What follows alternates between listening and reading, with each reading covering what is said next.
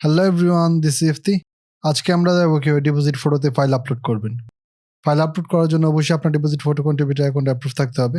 আপনার deposit photo contributor account যদি এখন ওপেন না করে থাকেন, আমাদের লাস্ট ভিডিওটি দেখে আসতে পারেন deposit photo contributor account open করার।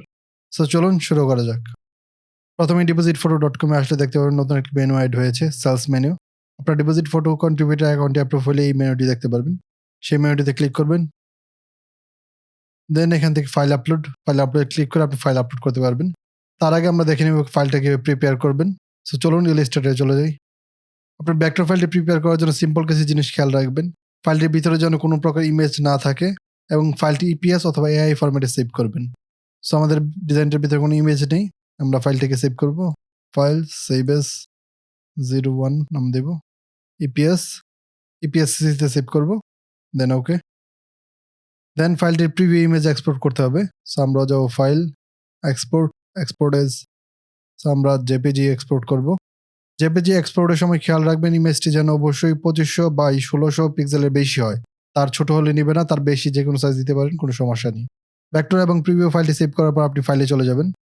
ফাইল এক্সপ্লোরে এসে একটা জিনিস খেয়াল করবেন, দুইটা ফাইলই যেন সেম নামে হয়। তো দুইটা ফাইলই সিলেক্ট করবেন, দেন সেন্ড টু জিপ করবেন, তাহলে আপনার ফাইলটি জিপ হয়ে যাবে। সো আমাদের এই জিপ ফাইলটি আপলোড দিতে হবে। আমরা আবারও ডিপোজিট ফটোতে যাব। লাস্ট আমরা ডিপোজিট ফটোর এই পেজটাতে ছিলাম। সো আমরা এখানে ফাইল আপলোডে ক্লিক করব। দেন এই পপ আপটি ফুলি লোড হওয়ার পর এখানে আপনার ফাইলটি ড্র্যাগ করে এনে ছেড়ে দিতে হবে। সো আমরা ফাইল এক্সপ্লোরে যাব, দেন জিপ ফাইলটি ড্র্যাগ করে এনে এখানে ছেড়ে দেব। দেন এখানে দেখতে পাচ্ছেন 01.zip, আমাদের জিপ ফাইলটি অ্যাড হয়ে গেছে 1.23 MB।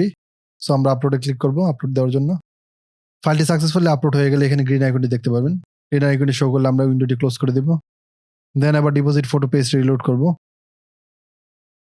রিলোড করলে দেখতে পাচ্ছেন এখানে আনফিনিশড 1 দেখাচ্ছে। সো আমরা আনফিনিশড ট্যাবে ক্লিক করব। নিচের দিকে আসলে দেখতে পাবেন এখানে আপনার ডিজাইনটি দেখাচ্ছে এবং ডেসক্রিপশন এবং কিওয়ার্ড দেওয়ার জায়গা দেখাচ্ছে। সো আমরা এখানে ডেসক্রিপশন অ্যাড করব এবং কিওয়ার্ড অ্যাড করব। ডেসক্রিপশন জায়গাটি ডেসক্রিপশন লিখবেন অ্যান্ড কিওয়ার্ডের জায়গাটিতে আপনার ট্যাগ দিবেন। সো আমাদের আগে থেকে লিখে রাখা কিছু ট্যাগ এবং ডেসক্রিপশন দিয়ে দিয়েছি। সবকিছু সুন্দরভাবে অ্যাড করার পর এটি সিলেক্ট করবেন এবং সেভে ক্লিক করবেন। এখানে ডান পাশে দেখতে পাচ্ছেন সেভিং দেখাচ্ছে, বর্তমানে সেভড হয়ে গেছে।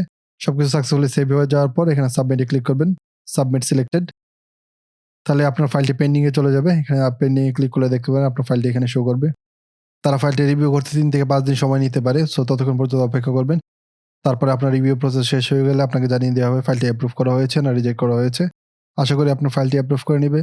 এইভাবে আপনি ডিপোজিট ফটোতে ফাইল আপলোড দিতে পারবেন। ভিডিওটি ভালো লাগলে অবশ্যই লাইক দিবেন। কোনো কোশ্চেন থাকলে কমেন্ট বক্সে জানাবেন। দেখা হবে পরবর্তী ভিডিওতে। আল্লাহ হাফেজ।